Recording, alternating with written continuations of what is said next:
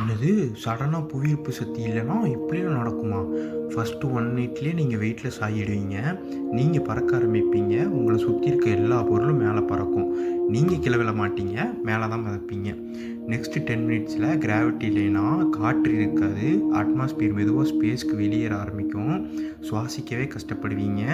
கடல்கள் மேலே உயர ஆரம்பிக்கும். கட்டிடங்கள் மிதக்க ஆரம்பிக்கும். பூமி அமைப்பே குலுங்க ஆரம்பிக்கும்.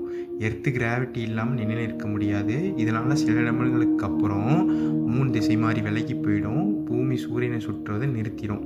இதனால் சோலார் சிஸ்டம் பேலன்ஸே குலையும். மனித உடலில் என்ன ஆகும் ஜீரோ கிராவிட்டி இல்லைன்னா?